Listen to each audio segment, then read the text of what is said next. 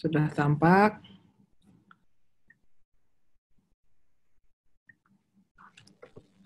Sudah, Dok, tinggal di slideshow saja. Ya. Ya, Saya bertugas menyampaikan materi mengenai fokus asuhan antenatal terpadu dan buku KIA revisi 2020. Tadi oleh Prof. Ovi sudah disampaikan secara umum mengenai revisi buku KIA 2020 dan mengenai tata alur atau urut-urut pelatihan ini. Saya akan menyampaikan khusus mengenai asuhan antenatal. Untuk NIFAS, KB, dan USG nanti akan disampaikan sesuai jadwal yang telah diberikan oleh panitia. Baik, ini kita lihat, ini dulu buku KIA yang lama, dan ini buku KIA yang baru. Tampilannya juga sudah berbeda, mudah-mudahan Bapak Ibu sudah mendapatkan, atau yang belum mendapatkan, sebentar lagi juga akan mendapatkan buku KIA ini. Intinya adalah penguatan peran dokter di fasilitas pelayanan kesehatan tingkat primer ataupun di FKTRTL ataupun para dokter yang bertugas di Poli KIA. Kemudian ANC yang sebelumnya 4 kali jadi 6 kali dengan 2 kali pertemuan dokter di antaranya.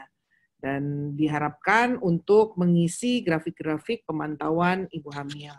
Dan yang terpenting, seperti tadi sudah disampaikan oleh Prof. Ovi, rekomendasi dari Bapak Ibu dokter kepada pasien apakah dapat tetap di FKTP atau harus dirujuk ke FKRTL. Nah, ini peran dokter. Jadi, Bapak Ibu dokter diharapkan mendeteksi penyulit baik obstetri maupun penyulit non-obstetri pada saat ANC, bersalin, dan nifas. Penekanannya dalam hal ini adalah ANC serta nifas. Kemudian Bapak Ibu dokter dimohon melakukan anamnesis, pemeriksaan fisik baik status generalis dari ujung kepala sampai ujung kaki, kemudian status obstetrikus. Kemudian juga pengisian grafik-grafik pemantauan ibu, grafik pemantauan kenaikan berat badan, dan grafik evaluasi kehamilan. Ada nanti kita lihat. Dan Bapak Ibu juga dimohon melakukan obstetri, USG obstetri dasar terbatas pada trimester 1, K1, dan trimester 3, bisa K5. Baik, kemudian Bapak Ibu diharapkan dapat merujuk secara dini jika terdapat abnormalitas, risiko maupun komplikasi. Kemudian juga menata laksana secara kolaboratif bila pasien tersebut dirujuk kembali sesuai arahan dokter di FKRTL. Kemudian juga Bapak Ibu melakukan edukasi ANC dan nifas termasuk edukasi gizi. Dan diharapkan Bapak Ibu dapat melakukan konseling KB pasca persalinan dengan fokus pada AKDR pasca plasenta, sehingga pasien kita sudah memutuskan sebelum bersalin mau menggunakan KB apa, dan diharapkan sudah memilih AKDR pasca plasenta.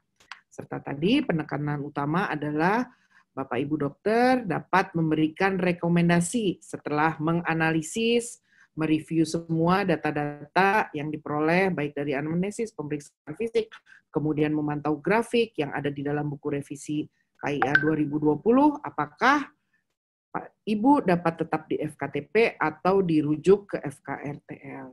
Dirujuk ini juga maksudnya bukan berarti dirujuk selamanya. Bisa dirujuk untuk menegakkan diagnosis. Seperti tadi, misalnya Bapak Ibu mengidentifikasi adanya kelainan pada saat melakukan USG obstetri dasar trimester 1.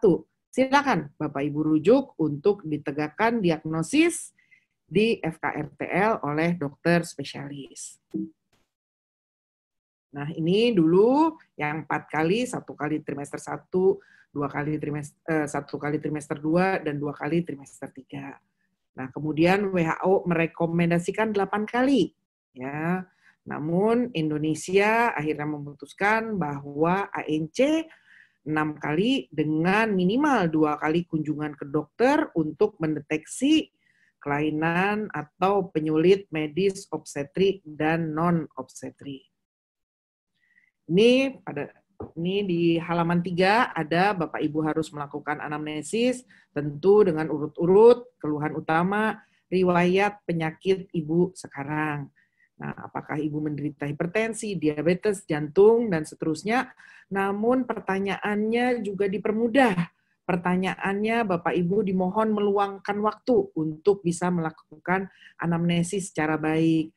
Apakah ada riwayat penyakit darah tinggi? Tentu kita menggunakan bahasa yang mudah dan kalimat yang mudah dimengerti oleh pasien. Serta riwayat obstetri dahulu, ya bila pasien kita ini multiparitas dan riwayat kontrasepsi nanti akan diterangkan lebih mendetail. Kemudian riwayat penyakit keluarga, ya apakah ada riwayat penyakit-penyakit di dalam keluarga termasuk sesak, alergi dan kelainan darah. Kemudian juga ada lain-lain, misalnya sosioekonomi, dan ini pemeriksaan khusus. Seringkali pasien-pasien kita pada saat melakukan ANC di Poli KIA tidak dilakukan pemeriksaan obstetri dalam, yaitu dengan pemeriksaan in speculo. Jadi seperti tadi sudah disampaikan oleh Prof. Ovi, hanya dilakukan pemeriksaan obstetri luar, diraba tinggi fundusnya, dilakukan pemeriksaan Leopold, kemudian didengarkan frekuensi jantung bayi, detak jantung janin dengan menggunakan Doppler atau Lemek. Namun jarang sekali diperiksa di bagian dalam menggunakan in speculo. Ini nanti harus diisi oleh Bapak Ibu dokter, bagaimana vulvanya, bagaimana uretranya, bagaimana vaginanya, kemudian adakah fluor maupun fluxus, kemudian porsionya juga normal atau tidak normal. Ini tadi keluhan utama, kita sama-sama tahu bahwa keluhan utama adalah keluhan yang membuat ibu datang berobat ke rumah sakit atau FKRTL atau ke tempat kita, FKTP. Kemudian riwayat penyakit sekarang, selain Bapak Ibu sudah bertanya mengenai HPHT, siklus haid dan taksiran persalinan, ini semua harus Bapak Ibu tanyakan. Adakah nyeri perut hebat untuk menyingkirkan, adakah kehamilan ektopik, ataupun bahkan kehamilan ektopik terganggu. Kemudian riwayat obstetri dahulu lebih teliti lagi dan lebih detail lagi cara melahirkan, jumlah kehamilan dan persalinan dan jumlah anak hidup termasuk berat lahir. Nah, ini yang betul-betul Bapak Ibu bila pada kehamilan multiparitas, Bapak Ibu mohon menanyakan adakah perdarahan pada saat hamil, bersalin, dan nifas. Biasanya mungkin pasien tidak tahu, namun bisa ditanyakan apakah dulu waktu ibu melahirkan anak yang pertama setelah bersalin langsung pindah ke kamar perawatan? Oh tidak dokter, saya bangun-bangun kok diinfus ya, infusnya ada 2. Nah itu mungkin merupakan suatu tanda ke arah terjadinya HPP. Ya, berat lahir bayi terdahulu apakah kurang dari 2.500 gram atau lebih dari 4.000 gram. Adakah riwayat kehamilan sungsang atau kehamilan ganda, dan adakah riwayat pertumbuhan janin terhambat. Namun tentu kita tidak menanyakan apakah pertumbuhan janin terhambat dulu waktu ibu hamil anak pertama. Tentu bisa ditanyakan berapa berat lahir, kemudian adakah pernah disampaikan, oh kelihatannya bayi ibu pada saat janin ibu pada saat dikandung dulu kok sepertinya lebih kecil daripada yang seharusnya. Itu yang harus digali. Dan juga riwayat kontrasepsi terakhir sebelum hamil. Anamnesis, ini riwayat penyakit keluarga juga jangan lupa ditanyakan karena kita juga harus bertanya mengenai kelainan kongenital atau adakah riwayat kelainan darah pada keluarga. Ya. Anamnesis, sosioekonomi juga Bapak Ibu dapat menanyakan. Selain pertanyaan-pertanyaan ini, juga Bapak Ibu ini yang digelapkan atau di bold, Bapak Ibu menanyakan siapa pembuat keputusan di rumah. Karena belum tentu suami, bisa saja orang tua dari ibu atau bahkan mertua dari ibu hamil. Kemudian kesiapan pendonor darah adalah ibu sudah diketahui golongan darah dan bila terjadi sesuatu yang membutuhkan donor darah, keluarga sudah siap siapa yang akan melakukan donor darah. Bila golongan darahnya tidak sama, tidak apa-apa. Kita menyediakan keluarga kita yang golongan darahnya mungkin berbeda, tapi nanti di UPTD mungkin akan tukar. Kemudian disiapkan transportasi, bahkan nanti di buku KIA ada 3 pilihan, mungkin selain ambulans, juga kendaraan pribadi, atau bila tidak ada kendaraan pribadi, siapa yang dapat meminjamkan kendaraannya berikut nomor teleponnya. Kemudian pekerjaan dan aktivitas, pekerjaan pasangan, itu juga mohon ditanyakan oleh para dokter. Pemeriksaan fisik, selain tanda-tanda vital, Bapak Ibu juga dimohon betul-betul memperhatikan pemeriksaan di regio jantung dan paru. Karena seringkali sebelumnya pada AIJ atau pada masa lalu itu hanya diperiksa tanda-tanda vital, namun seringkali luput. Jangan-jangan ada murmur, jangan-jangan ada ekstrasistol, itu seringkali luput. Nanti lebih mendetil akan disampaikan oleh Perki. Dan kemudian status gizi, ini mohon Bapak Ibu mengisi tinggi badan, berat badan, dan melakukan pemeriksaan lingkar lengan atas dengan menggunakan pita lila. Dan tinggi badan, berat badan nanti akan diplot pada grafik BMI. Dan lakukan pemeriksaan secara lengkap dari ujung kepala sampai ujung kaki, ya, karena mempunyai makna klinis yang besar. Dan jangan lupa, mohon pertama kali datang dan bertemu Bapak Ibu dokter, dilihat perutnya. Dapat saja tidak tersampaikan bahwa sudah mengalami operasi, atau kalaupun tersampaikan tidak dapat menyebutkan operasinya itu operasi apa. Iya, pada saat dulu pada 2 tahun yang lalu, atau pada 10 tahun yang lalu, atau pada 5 tahun yang lalu saya dioperasi dokter, katanya tumor pada perut. Nah, ini dilihat insisinya. Apakah insisi fanensil atau insisi mediana. Mediananya juga jangan-jangan mediannya besar, jangan-jangan ada riwayat tifoid perforasi, sehingga insisinya mungkin sampai PX. Nah, ini juga pemeriksaan fisik yang sering terlewatkan adalah pemeriksaan tiroid, kemudian pemeriksaan tekanan vena jugularis. Mohon Bapak Ibu melakukan pemeriksaan-pemeriksaan ini. Nah, ini indeks massa tubuh, sekedar mengingatkan kembali, nanti ada plottingnya di halaman buku KIA, ya, apakah termasuk gizi kurang, normal, overweight, atau bahkan obes. Ya. Nah, ini kelainan berat badan ibu yang diizinkan selama kehamilan. Nah, ini laju kehamilan, laju kenaikan berat badan yang diizinkan per minggu. Ini ringkasannya ya yang harus dilakukan, riwayat medis lengkap, ini semua dapat Bapak Ibu lihat, pemeriksaan fisik lengkap pada trimester 1, 2, dan 3. Ya. Kemudian lingkar lengan atas juga mohon diperiksa sebelumnya. Nah, pemeriksaan inspekulo. Nah, ini walaupun dicentang pada trimester 1, tapi misalnya ibunya datang pada trimester 2 atau bahkan 3, mohon tetap Bapak Ibu melakukan pemeriksaan inspekulo. Tentu dengan standar terbaik dan dalam keadaan yang sesuai dengan protokol kesehatan. Ya. Tinggi fundus, trimester 2 dan trimester 3 tetap Bapak Ibu lakukan juga. Nah, ini pemeriksaan manufur Leopold juga bukannya dihilangkan, tapi tetap harus dilakukan. Ya, ini semua ya tes HIV di buku KI yang baru itu disingkat H, sifilis S, dan hepatitis B karena kita harus melaksanakan program triple elimination. Kemudian pemeriksaan darah juga atau pemeriksaan lab darah maupun lab urin, Bapak Ibu periksa, kemudian interpretasikan hasilnya. Nah, ini USG obstetri dasar terbatas dilakukan trimester 1 dan trimester 3. Kemudian screening sudah dapat dilakukan pada saat trimester 1 dengan anamnesis. Dan pemberian misalnya ini aspirin dan kalsium terutama bila Bapak Ibu menemukan risiko preeklamsia sebelum dirujuk, dapat Bapak Ibu berikan kalsium 1.500 mg atau 1,5 gram, ini salah ketik. Baik, nah ini masuk ke buku KIA dan lembaran-lembaran yang harus diisi oleh dokter serta dokter spesialis. Ini tadi sudah disampaikan. Nah, ini yang lama ya kita hilangkan, yang ini yang halaman 22 dan 23 kita ganti dengan ringkasan pelayanan kesehatan dokter spesialis. Jadi diisi dengan swab. Bila pasien dirujuk ke FKRTL, dimohon dokter spesialis mengisi di halaman 10. Ini juga di halaman 2 ada pernyataan ibu atau keluarga tentang pelayanan kesehatan yang sudah diterima. Ini seperti semacam resume atau ringkasan.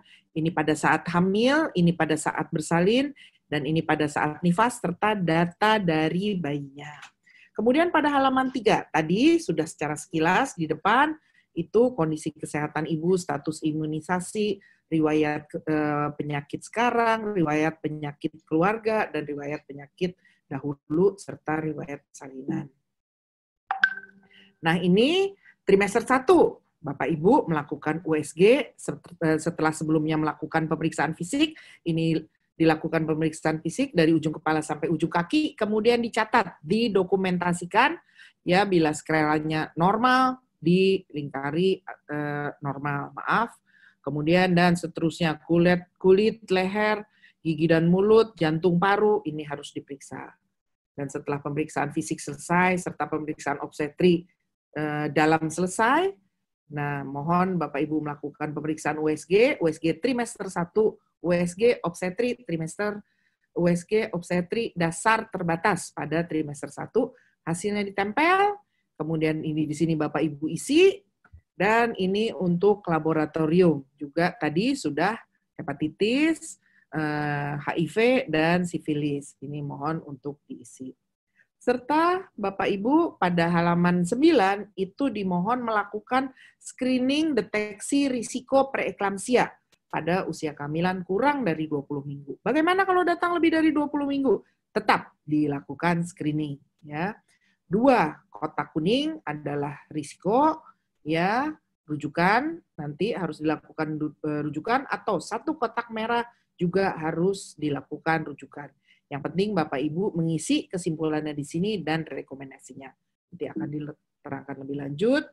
Dan ini untuk trimester 3 juga dilakukan pemeriksaan fisik, USG trimester 3, pemeriksaan laboratorium, rencana konsultasi lanjut, apakah gizi, anak, penyakit dalam, dan seterusnya, dan rencana persalinan mohon diisi, serta trimester 3 diharapkan sudah mempunyai pilihan kontrasepsi, serta bila perlu, bila dilakukan konseling, dan mohon dilakukan, serta penjelasan secara singkat. Ini grafik pemantauan ibu hamil, grafik peningkatan berat badan, nanti akan disampaikan oleh Dr. Dwirani Amelia pada minggu depan. Kemudian juga ini untuk plotting IMT, ya, apakah masuk kepada kurang gizi, normal, overweight, ataupun obes. Ini, nah ini dulu ada halaman ini pada halaman 19 dan 20 atau 20 dan 21 mengisi tabel tenaga kesehatan, mengisi lembar ringkasan pelayanan kesehatan. Ini sudah tidak kita gunakan lagi. Nah, yang digunakan adalah grafik pemantauan atau grafik evaluasi kehamilan.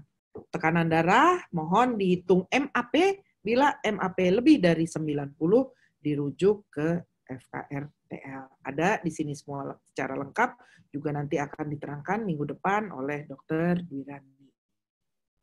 Ini asuhan nifas nanti akan diterangkan secara mendetil oleh Dr. Prabu, ringkasan pelayanan nifas, ringkasan juga untuk edukasi atau KIE pada saat nifas, dan ringkasan pelayanan nifas. Mohon diperhatikan, KF1 dan KF4. Dulu mungkin kita meminta ibu untuk kontrol nifas 7 hari atau seminggu pasca persalinan. Namun KF1 sekarang kita percepat di antara 6 sampai 48 jam. Artinya sebelum ibu pulang dari fasilitas kesehatan. Kemudian KF2 3 sampai 7 hari setelah KF1, KF3 dan KF4 dan seterusnya. Kita cari masalah dan tindakan apa yang sudah dilakukan oleh Bapak Ibu, mohon dicatat di sini. Dan sekali lagi rekomendasi apakah harus dirujuk atau dapat tetap di FKTP. Ini lembar rujukan di halaman 10 di halaman 16 dan 33 ya, ini ada beberapa kali. Artinya bukan dirujuk hanya 1 kali saja kemudian tetap selamanya di FKRTL. Artinya dapat dirujuk ke FKRTL untuk ditegakkan diagnosis, misalnya anemia, Apakah anemianya hanya karena defisiensi besi? Tentu pada trimester 1 bisa ditata laksana terlebih dahulu. Ini nanti ada umpan balik rujukan, Bapak Ibu dokter spesialis yang di fasilitas rujukan mohon mengisi. Ini dipergunakan sebagai arahan bagi dokter di FKTP untuk melakukan tata laksana sebelum dirujuk kembali untuk evaluasi. Ya, ini rujukan dan umpan balik. Artinya kita bisa beberapa kali melakukan rujukan untuk menegakkan diagnosis dan untuk mendapatkan arahan atau rekomendasi dari dokter spesialis di FKRTL. Ini pelayanan dokter, ini lebih rinci di halaman 5. Ya, ini nama dokter harus diisi dan fasilitas kesehatannya juga harus diisi. Kemudian status imunisasi harus diisi sesuai anamnesis dan syukur-syukur ibunya mempunyai catatan. Kemudian ini Bapak Ibu lakukan pengukuran tinggi badan, berat badan, serta lakukan pengukuran lingkar lengan atas dengan pita lila, dan masukkan diagnosisnya apakah kurus, normal, atau obes. Nah, ini kenapa dimerahkan? Harus dilakukan rujukan. Ya. Lingkari sesuai dengan kondisi yang didapatkan. Ini kalau mau menghitung silahkan, plotting juga silahkan. Ya, plotting.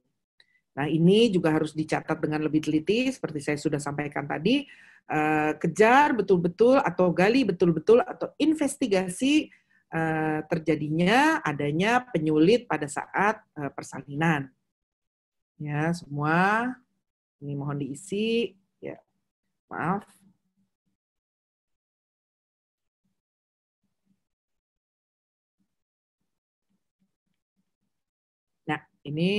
Nah, ini riwayat penyakit keluarga dan ini tadi sudah disampaikan pemeriksaan in speculo. Mohon dilakukan pemeriksaan in speculo.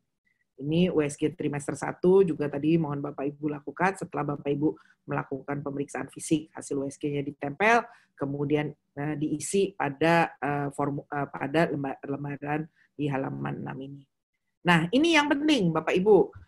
Setelah Bapak Ibu melakukan semua anamnesis dan pemeriksaan fisik serta pemeriksaan penunjang, kemudian Bapak Ibu melakukan kesimpulan. Nah, ditulis di sini. Gravida sekian, para sekian, abortus sekian, hamil sekian minggu. Maaf. Kehamilannya itu normal atau abnormal atau komplikasi.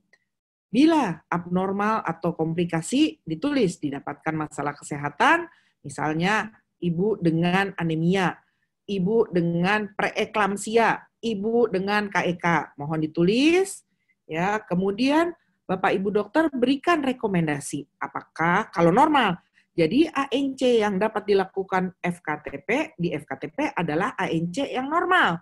Begitu Bapak Ibu menemukan abnormalitas atau risiko terhadap abnormalitas atau penyulit medis obstetrik